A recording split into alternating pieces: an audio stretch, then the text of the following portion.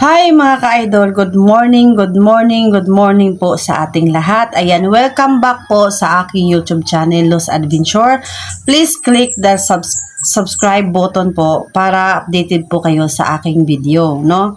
Ayan, nagpapasalamat po ako ng marami guys sa lahat po ng mga sumusuporta sa akin at sa lahat po ng mga tumatangkilik ng aking video. At hello po sa ating lahat from Luzon, Visayas at Mindanao, at kung sa mga ibang bansa po ay nakakarating yan, yung mga nagsa-shoutout sa akin dyan, nagpapa-shoutout, yung mga nagko-comment sa akin, salamat po ng marami sa inyo guys.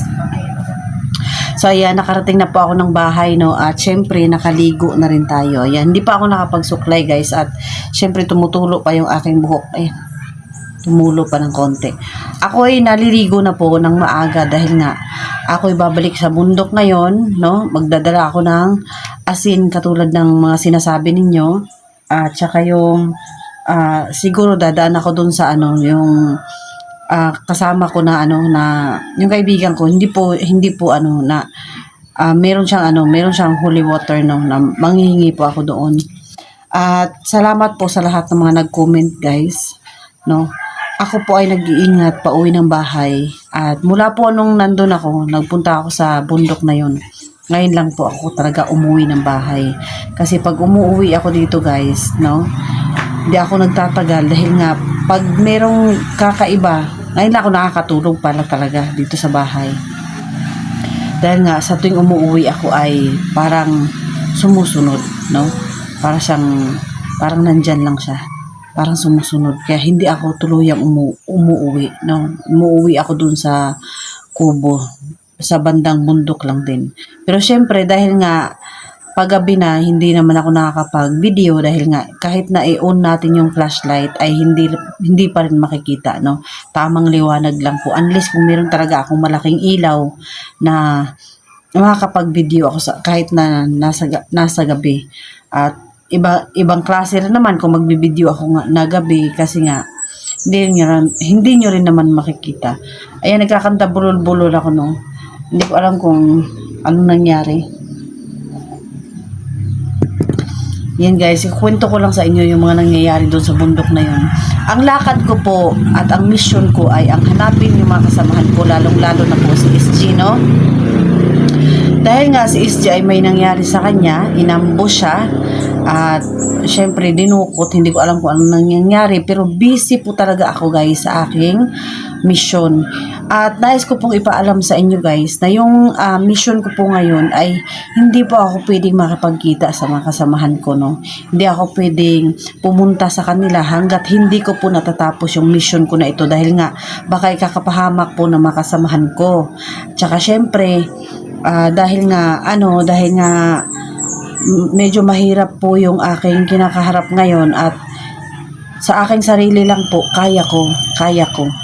Huwag po kayong mag-alala guys, kasi meron akong abay, meron akong kapangyarihan. Yung diamond ko po, kung nakikita nyo, ginanon ko na doon sa video, pero hindi lumabas dahil nga ginalaw niya ako. At syempre guys, yung mga nagsasabi sa akin na ang tapang ko, hindi ako natatakot. Guys, natatakot po ako.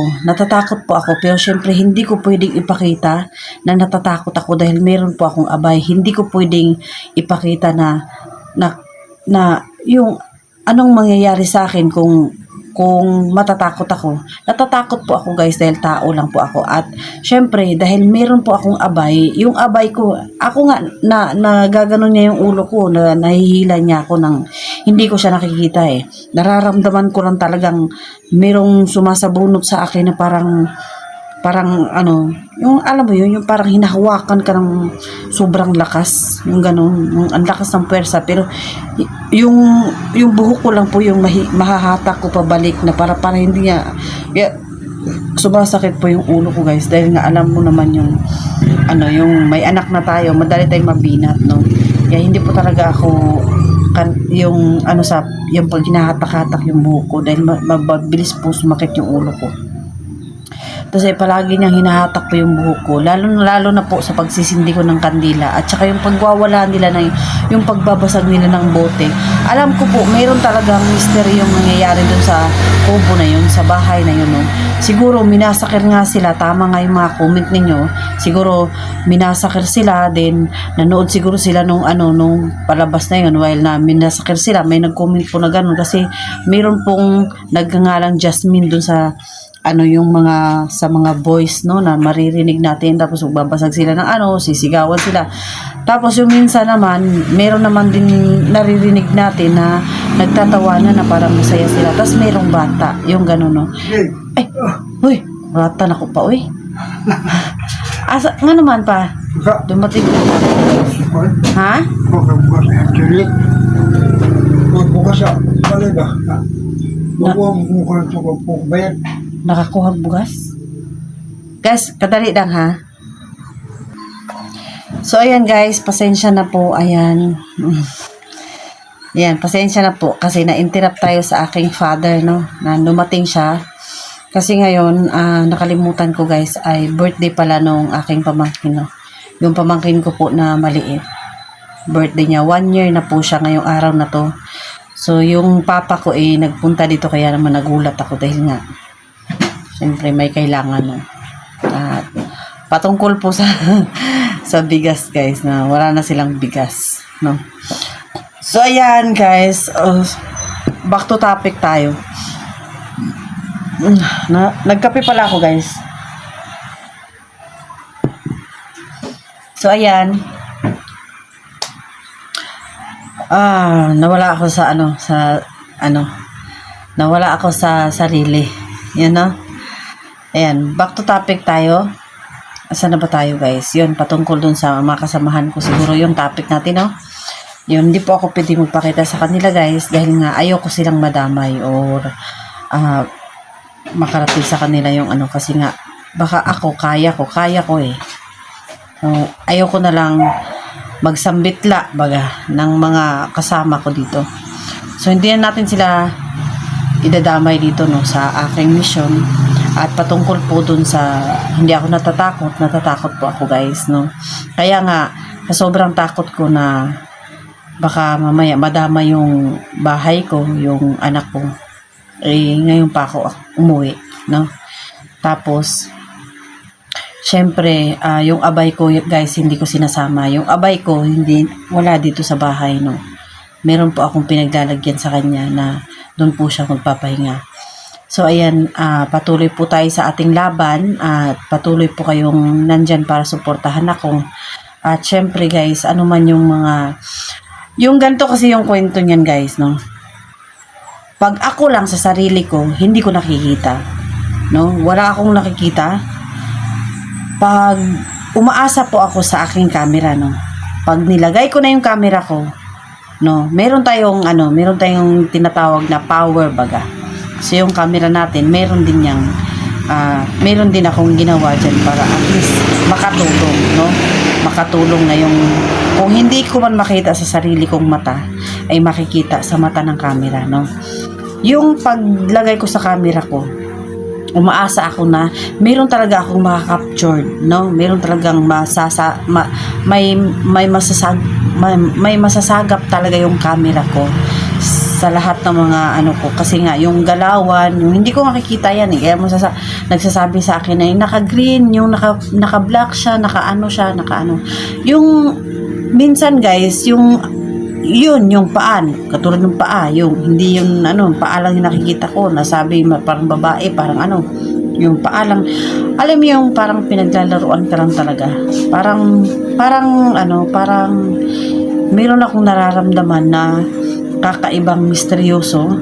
Meron akong kakaibang nararamdaman na parang buhay, parang parang hindi siya kaluluwa, para siyang hindi ayaw niya lang talagang magpakita, para siyang may power, no? Para siyang katulad ng aking abay, no? Yung katulad ng abay ko. Yung abay ko po hindi niyo nakikita, no? Invisible din po yung abay ko, kaya sila yung nagkakasagupa, no? yung abay ko hindi nyo nakikita, pero yung abay ko nakikita ko, no? Nakikita ko po yung abay ko, hindi nyo lang siya nakikita. At yun namang nakikita ng abay ko, hindi ko nakikita. Yun po yung naging problema doon, no?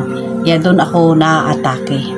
Kaya naman kinuha ko ulit yung abay ko, sinama ko dahil nga para meron akong panangga. Kasi yung nakikipaglaban ako na hindi ako makakaganti, no? Yung abay ko yung gumagawa nun, no? Yung abay ko. Kasi nga, nagagawa ng abay ko yung hindi ko nagagawa. Yun po yung nagiging ano guys. Tapos yung mga nagko-comment pa na naguguluhan daw sila kasi natatakot sila, ano ba nga talaga ang problema sa bahay na yon, ano nga ba talaga ang history nila. Yun po yung ating aalamin guys. At hopefully na pagbalik ko ngayong umaga, ngayon doon, medyo maulan-ulan pa. Yun, pagbalik ko ngayong umaga doon ay na pagbalik ko doon, sana para silang kasi, parang pag tinitignan ko parang habang bumabalik ako doon, parang masaya sila na nandun ako. Naggagalawan talaga sila. Yung parang talagang pinaparinig nila sa akin. Yung boses lang talaga yung naririnig ko Yung boses lang. Meron namang time na hindi ko rin naririnig talaga yung boses nila, no? Yung camera ko lang nakaka-capture ng camera ko, kaya nare-record baga, no? Yun lang po yung time din na masasabi ko na talagang merong kakaiba na mas lalo akong na nagkaka-eager ako na pumunta at pagpabalik-balik sa bahay na yun, kasi nga gusto kong tumulong. At saka hindi rin kasi ako masyadong kampante na wala akong gagawin, kasi ang mission po namin guys tumulong. Meron talagang akong gustong tumbukin dun sa bahay na yun yung history nila, kung anong nangyari, kung patay ba talaga sila o buhay. Yun yung aabangan natin, dahil yun yung gusto kong sutain, yung pagbabalik-balik ko doon. Ano ba talagang ginagawa mo dyan, Luz? Yung gano'n, yung mga nagko-comment na gano'n. Hindi nyo po kasi alam, kasi hindi nyo mission to. Hindi nyo kasi alam, kasi hindi nararanasan yung nararanasan ko. Hindi nyo alam kung paano maghirap at bumalik-balik sa bundok kung wala din namang kwenta yung aming binabalikan, no? Mission po namin to, kami po yung nakakaalam, kasi dito kami nabubuhay. Kaya kung ano yung mga nasasagupan namin sa bundok guys, kailangan namin yung isolve. Kasi pag hindi namin na-solve yun sa ganitong kalagayan namin, lalo pat meron kaming mga taglay na mga angking mga mga tawag ditong kapangyarihan, no? Meron tayong mga kanya-kanyang meron kaming mga pananagutan doon na pag hindi namin tinapos yung aming kailangan, no? Pag hindi namin tinapos, ang problema doon is babalik sa amin, no? Sa amin kami ang magsasuffer doon, kasi hindi kami matatahimik. Yung para bang pag may mission ka, kailangan mong tapusin. Kasi pag hindi mo tinapos at iniwan mo sila yung guguluhin ka nila kahit saan ka pumunta, no? Kaya hindi ako pumunta pa sa mga kasamahan ko, dahil nga baka sumama sila sa akin, yung magiging magulo. Tsaka yun nga, sabi ko nga sa inyo, kapag umuwi ako parang sumusunod. Yun nga, kaya nga hindi ako dumidiretso dito sa bahay. Nung naka 30 minutes na tayo guys, at pang 15 minutes video lang po tayo na dapat ay gagawin ngayon, pero hindi na tayo magtatagal guys. Mag-aasikaso na muna ako ng aking mga gagawin. Syempre, dahil nga medyo uulan, at sana ay hindi matuloy, no? Yun guys, no? At syempre, huwag niyo pong kalimutan i-subscribe yung aking YouTube channel para updated po kayo sa lahat ng mga videos na i-upload ko. At salamat po ng maraming sa pag-like, pag-share ng aking mga videos. At syempre, sa lahat po ng mga positive comment at negative comment, mag-comment lang po kayo.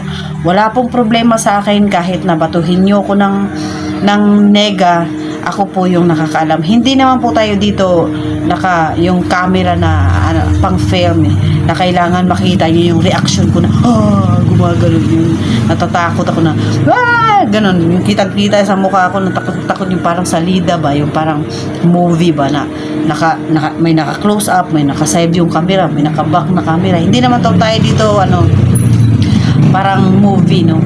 Ang camera natin dito guys, kami lang yung nagdadala. So pag nakaganyan sa mukha namin, kitang-kita yung mga reaksyon namin, kitang-kita yung mga kapangitan namin, pag nilagay namin sa malayo, kitang-kita niyo yung buong katawan namin at saka yung buong view pag nilagay namin sa malayo. Pero syempre, hindi nyo naman nakikita yung nararamdaman namin. Hindi nyo rin nakikita yung mga mukha namin kung anong galawan namin pag malayo. Kami nga mismo, hindi kami masyadong nakakapansin. Kaya nga ang ginagawa namin pagka ganun ay naka-zoom, no? Naka-zoom. Yung ginagawa namin para at least captured pa rin yung para makikita nyo pa rin yung hindi nyo na nakikita sa malayo, nakikita nyo pa rin kasi zino-zoom ko na yon. Ganon guys, no? So guys, bye muna for today's video. Yan lang muna update. So update ko po kayo ngayong umaga na to at syempre ang kasunod nito ay doon na po tayo sa bundok dahil nga syempre yung video ay pauwi na kaya nandito na ako, na-update ko kayo. Baka mamaya sabihin nyo na paano na ako. Okay lang po ako guys at okay lang po yung anak ko at yung abay ko po ay okay lang din siya.